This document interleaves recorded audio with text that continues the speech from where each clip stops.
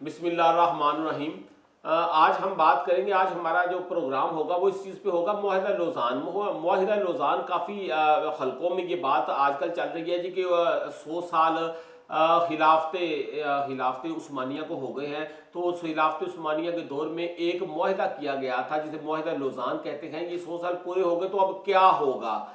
अब इस बात का जवाब देने के लिए हम ये प्रोग्राम कर रहे हैं कि मुआहिदा लौज़ान था क्या, क्यों हुआ, इसकी रीजंस क्या थी और अब ये किस हद तक जो है ये इफेक्टिव है। अब वेदर इट इज़ इफेक्टिव है भी नहीं है, इसके ऊपर आ जाते हैं। तो सबसे पहले इंट्रोड्यूस करवाते हुए, मुआहिदा लौज़ान जो है ये बेसिकली कमाल मुस्तफ़ा कमाल पाशा के हवाले से मैं पहले आपको उनका थोड़ा सा बैकग्राउंड बता दूं कि मुस्तफ़ा कमाल पाशा जिन्हें कहा जाता है या अतातुर्क कहा जाता है, ये he was a great speaker, बड़े अच्छे स्पीकर थे। उन्होंने मिलिट्री स्कूल से जो है वो तालीम हासिल की। उनकी पैदाइश जो है ये 1821 में ये पैदा हुए और 1821 में पैदा होने के बाद जो है वो आए, फर्स्ट प्राइम मिनिस्टर उनको बनाया गया। खिलाफत उस्मानिया को जब तोड़ा गया तो तोड़ा क्यों गया कि उस वक़्त खिलाफत उस्मानिया 3 बर्रे आज़म के ऊपर फैली हुई थी और मुसलमानों की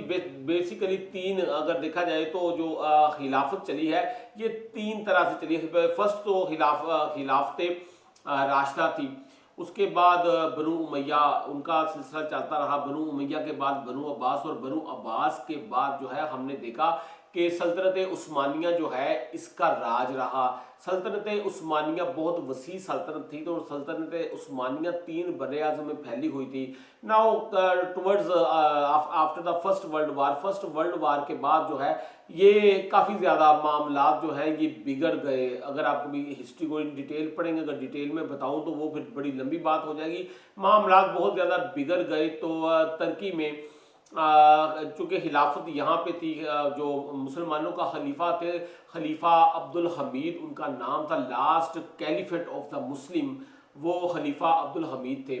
खलीफा अब्दुल हमीद ने कमाल जो है ये मुस्तफ़ा कमाल को उन्होंने कमांडर बना दिया मिलिट्री का। मुस्तफ़ा कमाल जो था ये शुरू से ही कहा जाता है कि वो he was a very shrewd man, बहुत बड़ा मुकर्रर था, बड़ा खूबसूरत जर्नैल था। इसने सहूनी ताकतों के अगेंस्ट पहले तो फाइट की, इसने अपने काफ़ी ज़्यादा इलाकों को बचाया और फिर उसी फाइट के दौरान इन्होंने जब ये थक गए तो फिर टुवर्ड्स 1923 में इन्होंने ज़बरदस्ती उनके कहने पर सहूनी ताकतों, यहूदी, क्रिश्चियन या जितने भी लोग थे उस वक़्त, उन ताकतों के, उन पावरफुल ताकतों के कहने पर उनका एजेंट का काम करते हुए तो इन्होंने एक नई रियासत की बुनियाद रखी और खिलाफत को हमेशा के लिए ख़त्म कर दिया इन 1923।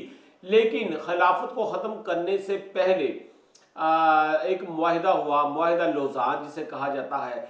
अब मुआहिदा लौज़ान जो था उसका टाइम फ्रेम 100 साल का रखा गया कि 100 साल में होगा क्या। नंबर 1 जी, ये जाते हुए इन्होंने एक तो उनको फोर्सफुली वहाँ से कहा जी आप अपना सामान और गुलाम उठा लें और आप यहाँ से निकल जाएं, आप मुल्क का प्राइम मिनिस्टर मैं खुद बन जाऊँगा। मुस्तफ़ा कमाल ने खलीफा अब्दुल हमीद को भिजवा दिया, लेकिन भिजवाने से पहले ये मुआहिदा लौज़ान जो है ये उन्हीं से साइन करवाया।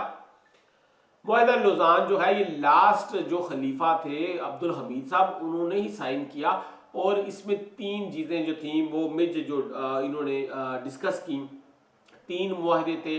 नंबर 1 उसमें ये मुआहिदा था कि यहाँ पर जो तुर्की है ये एक मॉडर्न स्टेट होगी और यहाँ पर इस्लामिक जो ट्रेडिशंस हैं, आपकी इस्लामिक ट्रेडिशन, इस्लामिक लॉ जो है बिल्कुल कोई इस तरह का लॉ नहीं होगा, नो कोई इस्लामिक ट्रेडिशन को की पासदारी नहीं की जाएगी।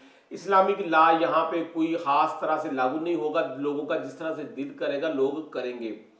नंबर 2 जी के तुर्की जो है ये किसी भी तौर अपने तेल के जो इनके रिसोर्सेज हैं, तुर्की में बहुत ज़्यादा मिनरल्स हैं, बहुत ज़्यादा आयल है, जैसे ईरान में है, बाकी ममालिक में है, तो वो तुर्की में बहुत ज़्यादा आयल के रिजर्व्स हैं, लेकिन वो 100 साल तक जो है वो इसको नहीं निकाल सकेगा, अपने मिनरल्स को नहीं निकाल सकेगा। ये भी क्यों कि तुर्की को उनको डर था कि तुर्की जो है यहाँ से खिलाफत ख़त्म हुई, ये कल को फिर यहीं के लोग जो हैं ये दोबारा से इकोनॉमिक पावर बनकर ना उभर आए। तो लिहाजा उन्होंने उनके हाथ पांव बांध दिए, जैसे कि हमने देखा कि सेकेंड वर्ल्ड वार के बाद इन्होंने जापानीज लोगों के हाथ बांधे थे कि आप वो फोर्स वगैरह नहीं बना सकेंगे। वो फिर उनकी जिस तरह की स्टोरी है तकरीबन इसी तरह फर्स्ट वर्ल्ड वार के बाद इन्होंने तुर्की के साथ इस तरह से किया। द थर्ड वन वाज के तमाम कार्गो शिप्स जो है जो यहाँ से गुजरेंगे वो कार्गो शिप्स के ऊपर जो है वो किसी किस्म का कोई जो इंटरनेशनल टैक्स है वो जो टैक्स लेता है मुल्क वो टैक्स से एग्जेम्प्ट होंगे, उनसे टैक्स नहीं लिया जाएगा।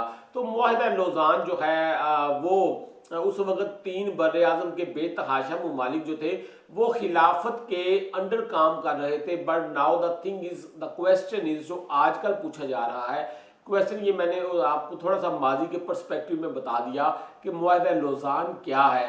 अब मुआहिदा लौज़ान इसको दोबारा से रिपीट कर देता हूँ कि मुआहिदा लौज़ान खलीफा अब्दुल हमीद जो लास्ट उसके थे जो लास्ट खलीफा थे उन्होंने ये साइन किया। इसमें 3 तरह की पाबंदियाँ लगीं और खलीफा को उठाकर उन्होंने बाहर भिजवा दिया उनके तमाम तर मुलाजमीन के साथ। और इसके बाद जो है ये देखें आपके मुस्तफ़ा कमाल जो है, मुस्तफ़ा कमाल अतातुर्क जदीद तुर्की के बानी जिसे कहा जाता है, उन्होंने कहा जी कि यहाँ पे किसी किस्म का उन्होंने सेकुलर स्टेट बना दी जहाँ में यहाँ पे कोई इस्लामिक इस तरह की कोई ट्रेडिशन वगैरह और इनकी पाबंदी लग गई। उसके बाद एक्सप्लोर करने की अपनी मादनियात की उसकी पाबंदी लग गई और इसके बाद उन्होंने ये भी पाबंदी लगा दी कि जितने भी इनके वाटर्स में से इनके सी वाटर्स में से जितने भी कार्गो शिप गुजरेंगे वो टैक्सेबल नहीं होंगे। नाउ द थिंग इज कि 1923 की बात या 2023 आ गया है। What is going to happen, क्या ये कुछ रिवर्स होगा? तो इसका जवाब है नहीं, there is nothing going to be changed, कोई चीज़ चेंज नहीं होगी। ये बिल्कुल उसी तरह का एग्रीमेंट है जैसे कि आप देखें कि 3 जून 1947 को जो एग्रीमेंट साइन किया ब्रिटिश पार्लियामेंट ने पास किया और ये अनाउंस किया गया 3 जून 1947 को कि पाकिस्तान और इंडिया जो है इनको 2 ये सेपरेट ममालिक बना दिए गए। ठीक है। नाउ द थिंग इज कि मुआहिदा लौज़ान जो है ये 100 साल का पीरियड तो रखा गया। अब तुर्की 2 चीज़ें तो कर सकता है कि ये अपनी एक्सप्लोरेशन जो है अपनी चीज़ों को मादनियात को एक्सप्लोर वगैरह करना शुरू कर दे, इन चीज़ों को देखे और वहाँ पे जो उनके कवानीन में कुछ चेंजेस हैं वो ला सकता है। बट द थिंग इज कि वो 3 कॉन्टिनेंट्स जो उस वक़्त इनके अंडर इन्फ्लुएंस थे, जो उनके साथ बेतहाशा ममालिक, वो अब इंडिपेंडेंट अपने कॉन्स्टिट्यूशंस के मुताबिक, अपनी ट्रेडिशंस के मुताबिक, अपनी रवायात के मुताबिक as independent states member of United Nations organisations के तौर पे काम कर रहे हैं। They have nothing to do with तुर्की।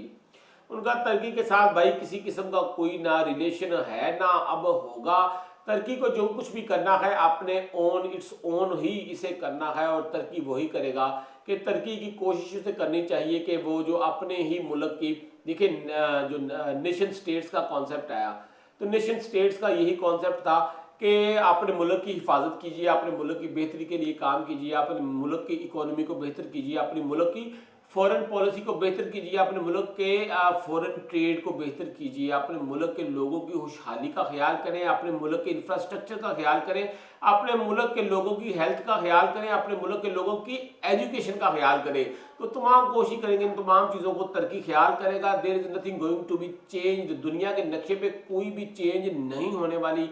मुआहिदा लौज़ान खामोशी के साथ ख़त्म हो गया, ख़त्म हो जाएगा जब भी इसकी कोई डेट आएगी।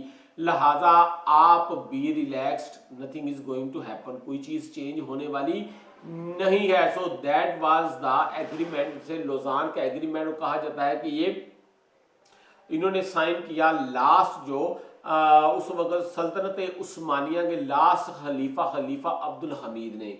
तो take very best care of yourself, अपना अपने आसपास लोगों का ख्याल रखिएगा। हालात आजकल मुल्क के चूँकि इकोनॉमिकली ज़्यादा बेहतर नहीं, तो please look after the needy, look after the poor, look after those people who are deserving. आप लोगों का ख्याल करें, लोगों का थोड़ा सा ख्याल करें, खास तौर पे वो लोग the people who are more affluent, जो अफ्लुएंट हैं, जिनको अल्लाह ताला ने दिया है। तो प्लीज़ अपने आसपास लोगों का ख्याल करें تاکہ اللہ تعالیٰ کے ہاں ہمارے تمام تر معاملات جو ہیں یہ اللہ تعالیٰ ہماری دعائیں ہمارے معاملات جو ہے ان کو قبول کر لے، اور اللہ تعالیٰ کا رحم جو ہے یہ ہر وقت، اللہ کا کرم، اللہ کی رحمت جو ہے وہ اس کا سایہ ہم پہ ہر وقت ہر لمحے اللہ کی رحمت کا سایہ ہم پر موجود رہے۔ آپ دوستوں کا بہت شکریہ، تھینک یو ویری مچ، خدا حافظ۔